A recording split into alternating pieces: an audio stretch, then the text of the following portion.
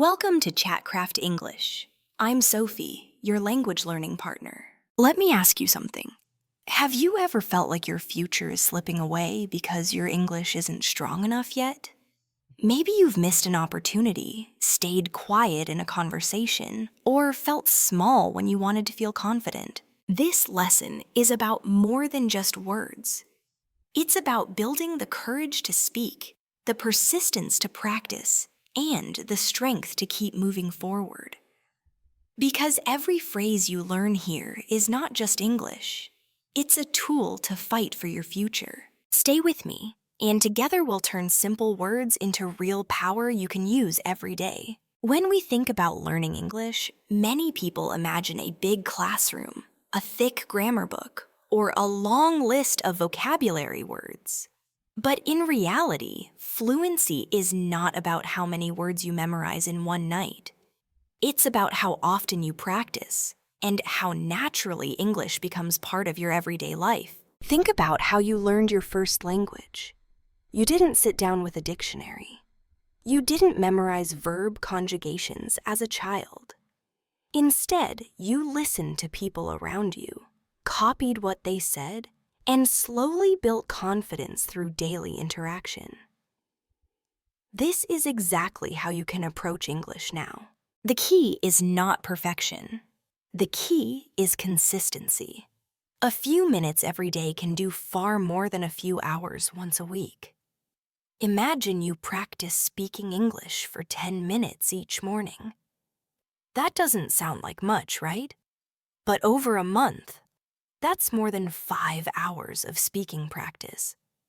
And if you keep doing it for a year, you will have spoken English for more than 60 hours, just from short daily habits. Small, repeated actions create big results. This is true not only for English, but also for many skills in life. For example, if you want to get stronger, you don't go to the gym one time for 6 hours. You go many times for short sessions. Your body grows stronger little by little. The same is true for your English brain. It grows stronger with daily practice, not with occasional bursts. One way to make daily practice easy is to attach English to habits you already have. For example, when you drink your morning coffee or tea, say one English sentence out loud. It could be as simple as, "Today is going to be a good day. I feel ready to learn. The sun is shining and I am smiling." These sentences might sound simple, but they warm up your brain. Just like stretching before exercise, they prepare you for bigger challenges. Another powerful technique is repetition. When you hear a phrase, don't just listen once. Repeat it 2 or 3 times. For example, let's try one together. I can do this. Say it once. Now again, louder. I can do this. And one more time. I can do this. Notice how repeating builds confidence.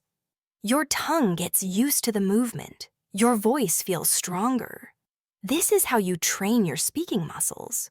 And remember, English is not only for the classroom. You can practice while walking, cooking, or even brushing your teeth. Talk to yourself in English. Describe what you're doing. I am brushing my teeth. I am washing my face. I am getting dressed. It may feel a little funny at first, but it works. You're teaching your brain to think in English step by step. Another small habit is listening daily, even for just 5 minutes. You don't need to understand every word. The goal is to train your ear. Play a podcast, a YouTube video, or even a short song in English. Just listen. Over time, your brain will catch patterns, rhythms, and common words. This natural exposure makes speaking much easier. Now, let's talk about something important: mistakes. Many learners feel nervous because they don't want to say something wrong. But here's the truth. Mistakes are part of learning. Imagine a baby learning to walk. They fall many times, but nobody tells them to stop. Each fall is part of the process. In the same way, every mistake you make in English brings you closer to fluency. So instead of saying, "Oh no, I made a mistake," try saying, "Great, that's one step forward." Every mistake is proof that you are practicing, and practice is the only way to improve. To help you build these habits, let's create a simple daily plan. Think of it like a short English routine. Daily English routine, 10 to 15 minutes. Morning sentence, say one positive sentence in English. Example, "I feel ready for today." Listening practice, 5 minutes. Play a podcast, video, or song. Don't worry about understanding everything. Just listen. Repeat out loud, 2 to 3 minutes. Choose one phrase you heard and repeat it several times. Example, "How are you doing today?" Self-talk practice, 3 minutes. Describe what you are doing in English. Example, "I am making breakfast." If you follow this plan every day, you will notice real progress in just a few weeks. Your mouth will move more easily, your ears will recognize more sounds, and your confidence will grow naturally. Remember, the goal is not to be perfect. The goal is to practice. If you do this daily, English will stop feeling like a school subject and start feeling like a natural part of your life. So, to finish this part, I want you to repeat a powerful phrase with me. Ready? Small steps every day make me fluent. Say it once, again, and one more time. Excellent. That's the magic of small daily habits. They look simple, but together, they build a strong foundation for your English journey. When you think about speaking English, it might seem like the focus should only be on your mouth and your voice. But in reality, speaking begins with listening. The way you listen shapes the way you speak. If you want to sound natural, you need to listen carefully and then try to copy what you hear. This is where a method called shadowing becomes powerful. Shadowing means listening to English and repeating what you hear as quickly and as closely as possible. It's almost like you are the shadow of the speaker. You don't translate, you don't wait. You follow their rhythm, their tone, and their pronunciation. Imagine you are walking behind someone on a sunny day. Their shadow follows every move they make. When they raise a hand, the shadow raises a hand. When they step forward, the shadow steps forward. That's exactly how shadowing works with English. The speaker is the person, and you are the shadow. Let's take an example. Suppose you are listening to a short sentence. "How's it going?" You don't stop to think about grammar. You don't translate into your own language. You simply copy. "How's it going?" And then again, "How's it going?" At first, it might feel fast or difficult, but with practice, your tongue and ears get faster. This is how you build natural reflexes in English. The beauty of shadowing is that it trains many skills at once. You practice listening, pronunciation, intonation, and rhythm. Instead of learning words one by one, you learn them in real-life chunks. That means when you need the phrase later, your brain can deliver it quickly, without hesitation. Another important point: shadowing makes your English sound more alive. Many learners know a lot of words, but they speak in a flat, robotic way.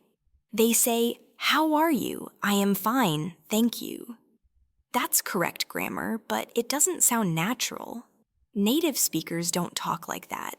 They use rhythm, stress, and connected speech.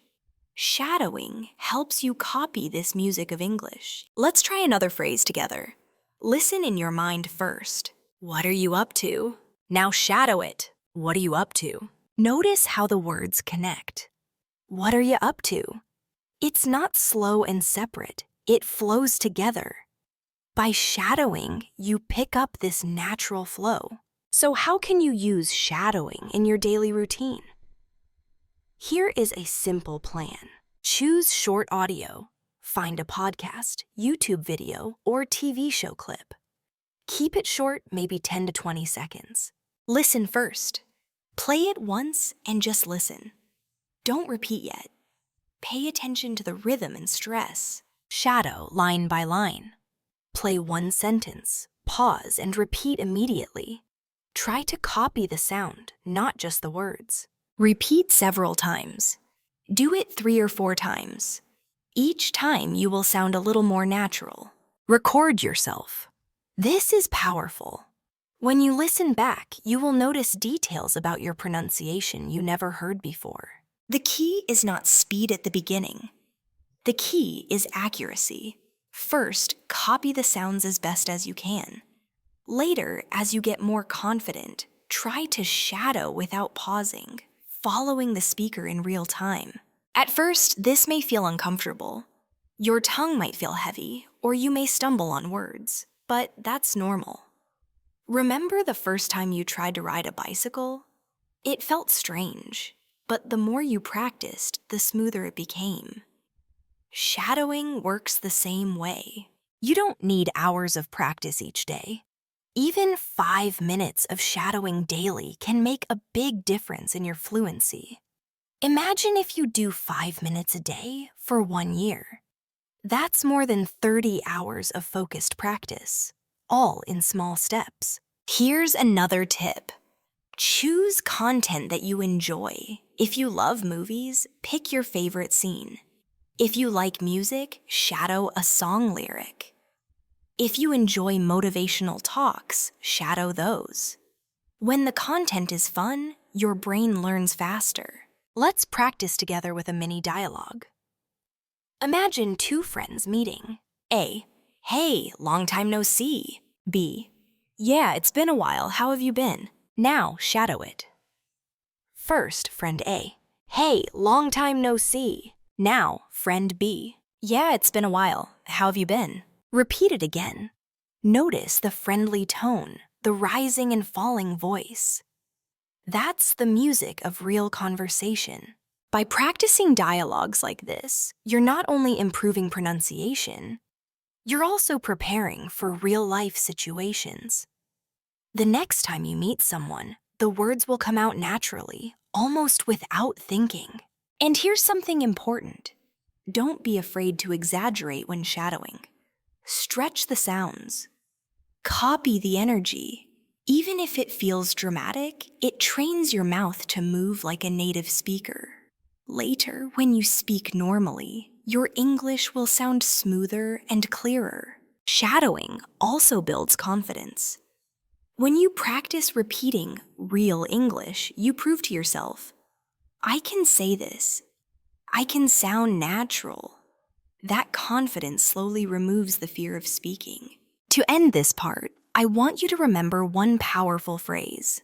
I learn by listening. I grow by shadowing. Say it once, again, and one more time. Excellent. Shadowing is like a secret shortcut. It's simple, but it transforms the way you listen and speak. When you combine it with daily habits, you create a strong foundation for fluency. One of the biggest challenges for English learners is translation. Maybe this happens to you. You hear something in English, and your brain quickly translates it into your language. Then, when you want to answer, you translate back from your language into English. This process takes time. It makes you pause, hesitate, and sometimes lose confidence. But here's the truth. To speak English more naturally, you need to reduce translation. You need to start thinking directly in English. Now, you might ask, but Sophia, how can I think in a language I don't know perfectly yet? That's a great question. The answer is start small. You don't need to think in big, complicated sentences.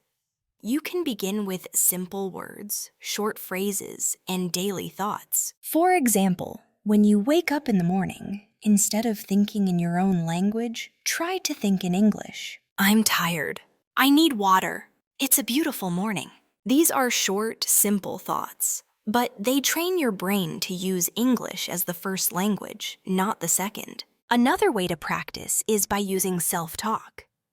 This means speaking to yourself in English about what you are doing.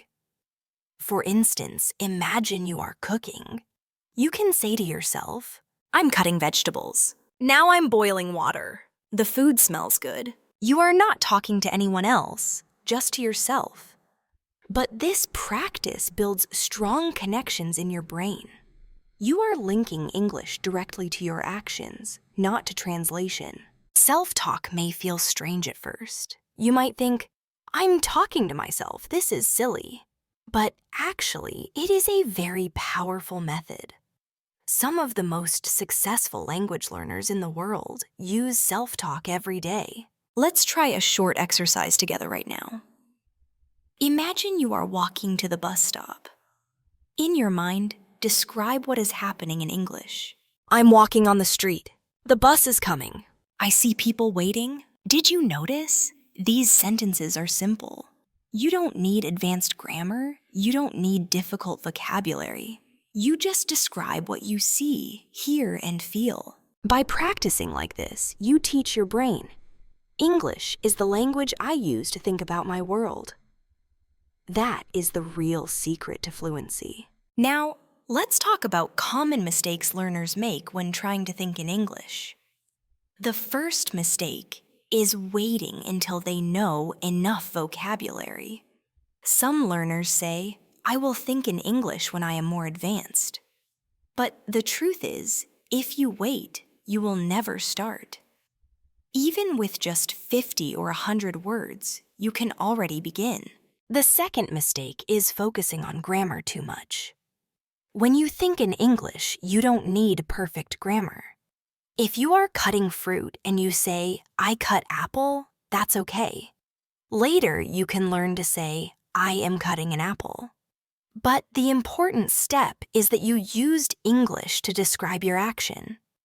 Don't worry about mistakes at this stage. The third mistake is being shy. Some learners feel embarrassed to talk to themselves. But remember, no one is listening.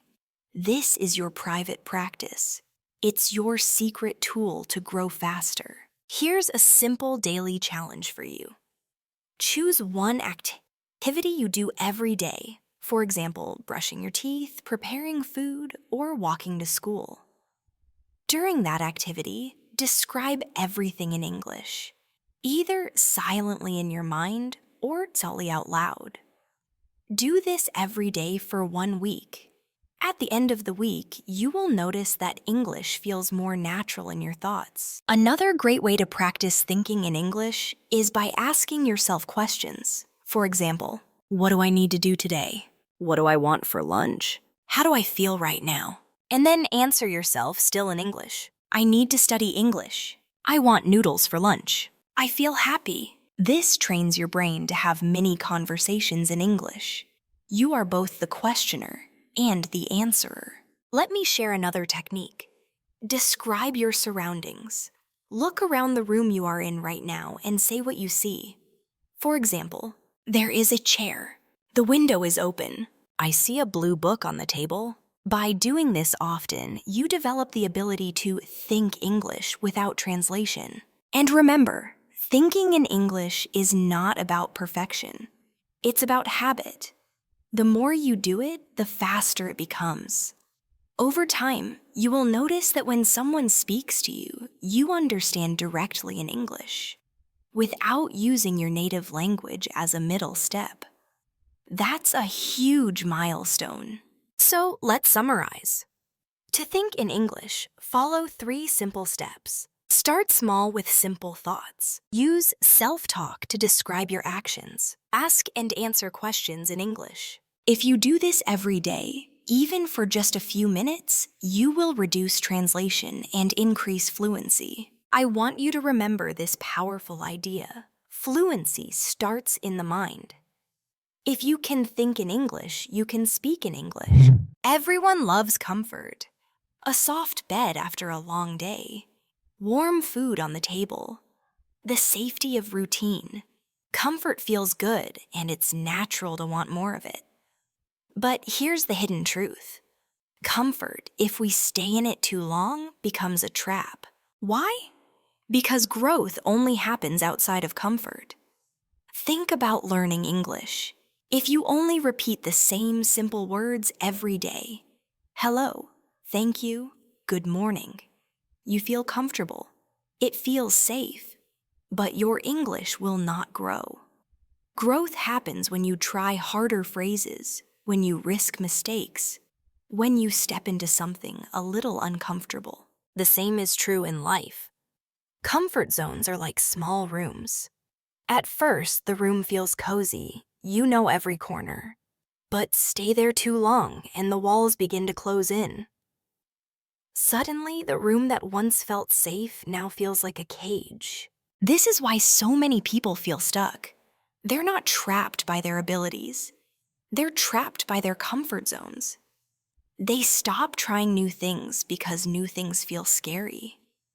But what they don't realize is this: the fear of leaving comfort is much smaller than the regret of never growing. Here's a picture to imagine. Growth and comfort are like two chairs. You can sit in only one at a time. Comfort feels soft and easy, but it keeps you exactly where you are. Growth feels hard and sometimes painful, but it takes you forward. Think about the times you grew the most in your life. Was it when everything was easy, safe, and comfortable? Or was it during the moments when you had to stretch, take risks, and do things you weren't sure you could do? Most of the time, growth comes from the second situation. When you move to a new city, it's uncomfortable at first. But that's when you grow. When you try to speak English with a stranger, your heart beats fast. But that's when you grow. When you decide to learn a skill you've never tried before, you make mistakes. But that's when you grow. And here's the secret. The more you practice leaving your comfort zone, the bigger your world becomes. What felt scary yesterday feels normal today. What felt impossible last year feels easy this year. Comfort zones are not bad. You need rest. You need safety. But comfort should be your home, not your prison. It's the place you return to recharge, not the place you live forever. Let me share a short story. Imagine two friends, Emma and Daniel. Emma always chooses comfort. She watches the same shows, eats the same food, talks only to the same people. Daniel chooses growth. He tries new books, speaks to strangers, takes small risks even when he feels nervous. After 1 year, Emma's life looks exactly the same. Safe, but small. Daniel's life looks different. He's learned new things, made new friends, and discovered new opportunities. Why? Because growth rewards those who dare to be uncomfortable. So here's the question. Which friend are you living like right now? Emma or Daniel? When you feel fear, instead of running away, see it as a signal. Fear usually points to the place where growth is waiting. Nervous to speak English? That's where you grow. Unsure about starting a project? That's where you grow. Afraid of rejection? That's where you grow. The discomfort you avoid is often the door to the future you want. But I don't want you to think growth means pain all the time. Growth is uncomfortable, yes, but it also feels exciting. Think about a workout. At first, your muscles burn and it feels hard. But after, you feel stronger and proud. Growth works the same way. The effort feels tough, but the result feels worth it. Here's something practical you can do. Every day, choose one small action that pushes you outside your comfort zone. Not huge, just small. Maybe you order food in English. Maybe you ask one question in class. Maybe you try a workout that feels new. One step. That's enough. If you keep doing this, your comfort zone will expand. What scares you today will feel normal tomorrow. And then you'll be ready for the next step. Growth builds on itself. So remember this. Comfort is nice, but it never changes you. Growth is uncomfortable, but it always rewards you. The choice is yours. Next time you feel fear, don't ask, "What if I fail?" Ask, "What if I grow?" Because often the future you want is waiting just beyond your comfort zone. When most people hear the word failure, they feel fear. Failure feels heavy. It feels like a stop sign, like proof that we are not good enough. Many people run away from failure, hiding from challenges because they don't want to face the pain of falling short. But here's the truth. Failure is not the opposite of success. Failure is part of success. Think about how a child learns to walk. The child does not stand up and run perfectly on the first try. The child falls again and again, sometimes hundreds of times. Does the child see those falls as failure? No. Each fall is just feedback. Try again. This way doesn't work yet. The falls are not the end. They are the path. Now imagine if the child gave up after the first few falls. Imagine if the child said, "I guess walking isn't for me. I'll just crawl forever." That would sound silly, and yet as adults, we often do the same thing. We fail once, and we stop trying. But failure is not the enemy. Failure is the teacher that success hires. Every mistake, every wrong turn, every rejection is a lesson in disguise. Let's look at some examples. Thomas Edison, the inventor of the light bulb, tried thousands of experiments before one finally worked. When someone asked him how it felt to fail so many times, he replied, "I didn't fail. I found thousands of ways that didn't work." His failures were not wasted. They were the very steps that built his success. Or think about J.K. Rowling, the author of Harry Potter. Before her books became famous, she faced many rejections from publishers. Each no could have been the end of her dream. But instead, she treated rejection as part of the process. If she had quit after the first failure, the world would never have known Harry Potter. The difference between people who succeed and people who stay stuck is not the number of failures. Both groups fail. The difference is how they use failure. Successful people don't run from it. They study it, learn from it, and then try again, smarter. Here's something powerful to remember. Failure is feedback, not a final judgment. When you fail, it's not the world saying you're not good enough. It's the world saying, not yet, learn, adjust, and try again. Failure teaches lessons that comfort never can. Comfort says, stay safe. Failure says, here's where you can grow. Comfort gives you the same life you already have. Failure gives you the map to the life you want, if you are willing to read it. But why do failures feel so painful? Because we often tie them to our identity. We think, I failed, so I am a failure. That is not true. Failing at something does not mean you are a failure. It simply means you are a learner.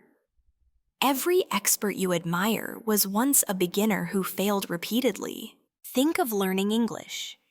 Maybe you mispronounce a word. Maybe you forget a phrase. Maybe you freeze in a conversation. At that moment, you feel embarrassed. But that mistake is not a sign that you are bad at English. It's a sign that you are practicing.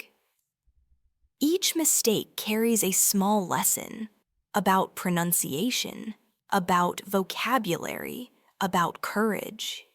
And if you collect enough lessons, fluency comes naturally. Here's a story to illustrate this. Imagine two students, Anna and Leo. Anna is so afraid of making mistakes in English that she rarely speaks. She studies grammar, she reads books, but she avoids speaking because she doesn't want to fail. Leo, on the other hand, makes mistakes all the time. He says things wrong, he forgets words, he laughs at himself. But each mistake teaches him something. After 1 year, Leo speaks more fluently than Anna. Why? Because Leo allowed failure to be his teacher. The question is not, will I fail? The question is, what will I do with my failure? You can let it stop you, or you can let it shape you. So how do you turn failure into a teacher instead of an enemy? Here are 3 steps. Redefine failure. Don't see it as the end, see it as feedback.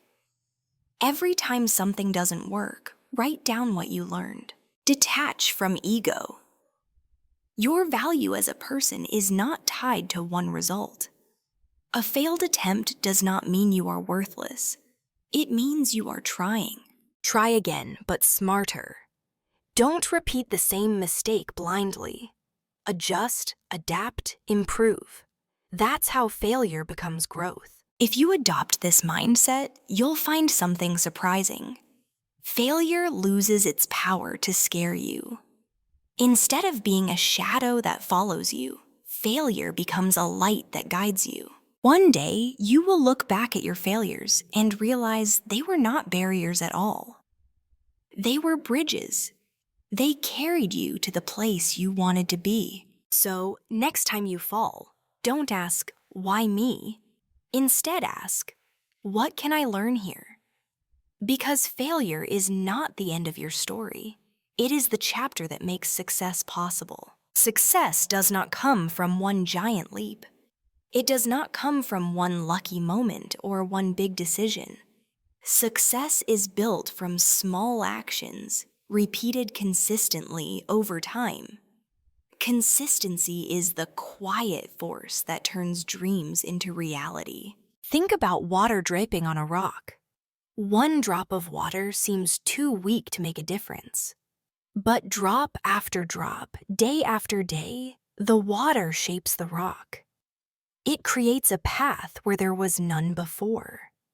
That is the power of consistency. Now imagine going to the gym. If you lift weights for 5 hours one day and never go back, nothing changes. But if you lift weights for 20 minutes every day, the change becomes visible. Muscles grow, strength increases, and health improves. The short, regular effort beats the occasional big effort every time. The same is true in learning, in building a career, in improving relationships, and even in learning English. If you study once a month for 6 hours, you will forget most of it. But if you practice for just 20 minutes every day, you will grow steadily. Small, consistent steps beat irregular, intense ones. But why is consistency so powerful? Because repetition creates habits, and habits create results. When you repeat something enough times, it becomes automatic. You no longer need to force yourself, it becomes part of your identity. Think of brushing your teeth. You don't need to motivate yourself every morning to do it. It's just part of your life. Imagine if practicing English, exercising, or writing became as natural as brushing your teeth. That is what consistency builds. Here's a simple truth. Motivation gets you started, but consistency keeps you going. Motivation is like a spark. It feels exciting, but it fades quickly. Consistency is the firewood that keeps the flame alive. If you rely only on motivation, you'll stop whenever you don't feel like it. But if you rely on consistency, you'll keep going even on days when you are tired or busy. Let's take the example of someone learning English. Meet Maria. She tells herself, "I'll study when I have time." Some days she studies for hours, but then she stops for weeks. A year later, her progress is small. Then there's James. He studies just 15 minutes every day. He listens to podcasts while cooking. He practices speaking with himself in the mirror. He writes short sentences daily. A year later, James is fluent. The difference is not talent. The difference is consistency. So how do you build consistency in your own life? Here are 3 steps. Start small. Don't try to change everything at once. If you want to exercise, start with 5 minutes a day. If you want to read, start with 1 page. Small wins create momentum. Attach the habit to something you already do. For example, practice English right after breakfast, or write in your journal before bed. When you connect a new habit to an old one, it sticks more easily. Track your progress. Mark a calendar each day you complete your habit. Watching the chain of days grow will motivate you not to break it. Consistency also teaches discipline. Discipline is doing what needs to be done, even when you don't feel like it. It's choosing long-term reward over short-term comfort. And discipline grows stronger every time you show up, even in small ways. But here's the thing. Consistency is not about perfection. You will miss days. You will get busy. That's normal. The key is not to give up just because you missed once. Missing one day doesn't erase your progress. Success is not lost because of one step back. It is built by taking the next step forward. Let's go back to our rock and water example. If the water stops dripping for one day, the rock doesn't suddenly return to its old shape. Progress is still there. What matters is starting again the next day. Consistency also builds trust with yourself. Every time you keep a promise to yourself, even a small one, your confidence grows. You prove to yourself that your words matter. You learn to believe in your own commitment. And belief in yourself is the foundation of all success. Think about how powerful that is. Each small daily step is not just building skills. It's building a new identity. You are not just someone who learns English. You are an English learner. You are not just someone who exercises. You are healthy. You are not just someone who writes sometimes. You are a writer. Identity is created through repeated action. Every action is a vote for the person you want to become. So the real question is not, what do I want? The real question is, what do I do every day?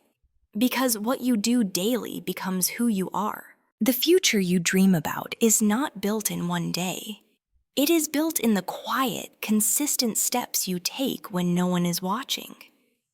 That is where success grows, in the small, repeated choices of today. So ask yourself, what small step can I take today? Can I read 1 page? Can I write 1 sentence? Can I learn 1 new word? Can I walk for 10 minutes? Can I drink 1 glass of water? Success is not about doing everything. It's about doing something consistently. One day, you will look back and realize that those tiny steps built something enormous. Like bricks building a house, your small actions will have created a life you are proud of. Remember this, the person who moves slowly but consistently will always pass the person who runs fast but stops often. Consistency is not glamorous, it is not exciting, but it is unstoppable. And in the end, consistency always wins. Every great journey begins with belief. Before action, before success, before results, there is belief. You must believe in a future that does not yet exist. You must believe in yourself before the world does. Think about airplanes. Before the first plane was built, flying seemed impossible. Humans were not meant to leave the ground, people said. But 2 brothers, the Wright brothers, believed.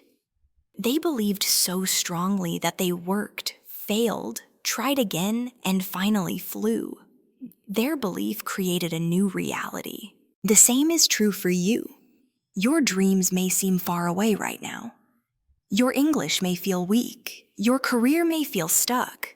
Your goals may feel impossible. But if you believe, even when you cannot yet see the result, you give yourself the chance to create it. Belief is like planting a seed. At first, nothing appears. You water it daily, you care for it, but the ground looks empty. Then, slowly, something green pushes through the soil. In time, the seed grows into a tree. That's how belief works. You may not see results at first, but your actions, guided by belief, create growth beneath the surface. But here's the challenge. Doubt is always louder than belief. Doubt tells you, you can't do this. Doubt whispers, you're not smart enough. You're not strong enough. Who do you think you are? If you listen to doubt, your dream dies before it begins. So how do you protect your belief? You choose your words carefully. Instead of saying, I can't, you say, I can learn. Instead of, this is too hard, you say, this will take time, but I will get there. Words are not just sounds, they are seeds. Plant the seeds of belief, not the weeds of doubt. Think of famous athletes, musicians, or leaders. They did not start confident. They started as beginners, making mistakes, facing criticism, and hearing no. But what separated them from others was not talent alone. It was belief. They believed enough to keep going when others quit. Belief is also connected to vision. Vision is the ability to see with your mind what you cannot yet see with your eyes. If you want to speak English fluently, picture it. Imagine yourself in a conversation with confidence. Imagine yourself traveling, making friends, speaking naturally. That vision will guide your actions. Here's a story. There was once a stonecutter. Every day he struck a rock with his hammer. 1 strike, nothing changed. 10 strikes, still nothing. 100 strikes, still no crack. But on the 101st strike, the rock split in 2. Was it the last strike that broke the rock? No. It was all the strikes before added together. That's how belief and action work. You may not see progress for a long time, but every effort adds up. And when the breakthrough comes, it looks sudden, but it was built by your consistent belief and effort. So here's what you must remember. Believe first, act second, results third. Most people wait for results before they believe. They say, I'll believe I can do it when I see proof. But belief doesn't work that way. Belief creates the proof. You must believe before you see. Take a moment now. Ask yourself, what do I truly believe about myself? Do I believe I can grow? Do I believe I can learn English fluently? Do I believe I can build the life I dream of? Or have I let doubt speak louder than belief? If your belief feels weak, don't worry. Belief grows through action. Every small step you take is proof for your mind. Every success, no matter how small, strengthens your belief. You don't need perfect belief to start. You just need enough belief to take the first step. And remember, you are not alone. Millions of people before you have felt fear, doubt, and weakness. But those who chose belief over doubt found their way. You can too. Here's a powerful sentence to repeat. I may not be there yet, but I am on my way. Say it to yourself every day. Say it when you make mistakes. Say it when progress feels slow. That sentence keeps your belief alive. Belief is like a compass. It does not remove the storms, but it keeps you moving in the right direction. With belief, you will take action. With action, you will create results. And with results, your belief will grow even stronger. So, my friend, here's the truth. The future you dream about is not waiting for someone else. It is waiting for you. And the key that unlocks it is belief. Believe in what you cannot yet see, and you will one day see what you believed. There is something powerful about consistency. Not the dramatic kind, not the kind that gets applause, but the quiet, steady kind. The kind where you show up even when no one is watching. The kind where you stay loyal to your future, even when today feels heavy. That's what the real fight for your future looks like. It's not about big speeches, perfect routines, or sudden motivation. It's about this: choosing again and again and again. Let's be honest, sometimes it feels boring. Sometimes it feels like nothing is changing. You wake up, you do the work, and then silence. No big reward, no clear transformation, just another day. And in those moments, your mind begins to whisper, "Why am I trying so hard? Is this even working?" But here's the truth. Real change grows underground, like roots. You don't see it at first, but it's there. Every time you keep your promise to yourself, every time you show up when it's difficult, every time you choose growth over comfort, you are building roots. And roots are what allow the tree to grow strong. Think of it this way. A builder doesn't stop halfway through the foundation just because no one can see it. They keep working because they know without the foundation, the house will fall. Your daily effort, your quiet choices are your foundation. Without them, no dream can stand. Sometimes people give up in the middle, not because they are weak, but because the middle feels invisible. The middle is the hardest part. Not the exciting beginning, not the visible results, but the long, quiet stretch where progress feels uncertain. But listen carefully. The middle is not failure. The middle is becoming. Becoming takes time. Becoming often feels slow. But becoming is where your future is built. So if you feel stuck right now, if you feel tired, if you feel like you're not moving fast enough, remember this. You are still becoming. You are not behind. You are growing roots. Every step matters, even the small ones.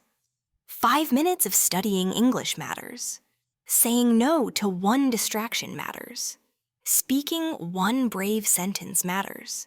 It may not feel like much today, but all of it adds up. Think about it.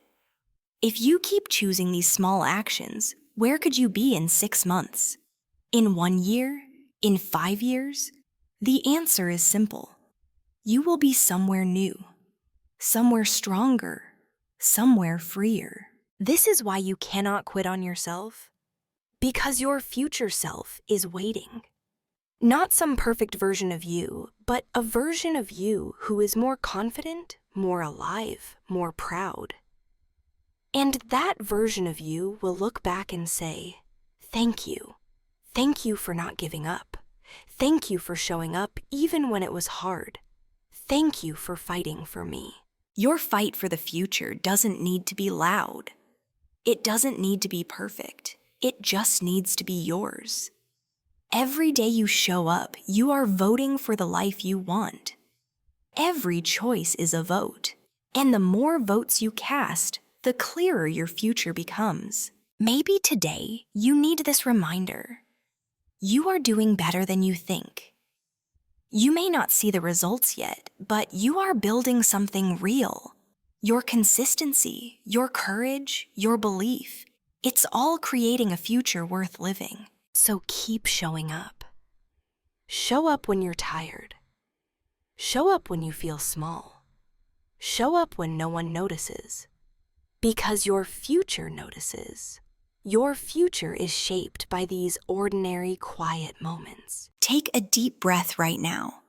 Let go of the pressure to be perfect. Let go of the need to have it all figured out. And hold on to this truth. You don't have to be extraordinary today. You just have to keep going. One day, you will look back on this season of your life, the messy middle, the quiet effort, the invisible work, and you will realize it was not wasted. It was the foundation. It was the proof of your strength. It was the fight that built your future. So today, I leave you with this simple invitation. Choose one thing, one small action that honors your future. Do it even if it feels small. Do it even if it feels unnoticed. Do it because your future is worth it. And remember this, strong people are not those who never fall. Strong people are those who fall but keep standing back up. You are stronger than you think. You are braver than you feel. And you are more capable than your doubt will ever admit. Keep showing up. Keep fighting gently, daily, quietly, for the future you believe in. Because that future isn't far away. It's being built right now, one choice at a time. And that's it, my friend. The fight for your future is not about perfection. It's about persistence. If today's words gave you strength, let me know in the comments what small action you're taking for your future. Remember, every time you speak one more sentence in English, every time you keep learning when it feels hard, you're casting a vote for the life you want. If you want more daily motivation and simple English practice, stay with me here on Chatcraft English. We'll keep walking this path together, step by step, word by word, until the future you dream of becomes the life you live. So keep showing up, and I'll see you in the next lesson.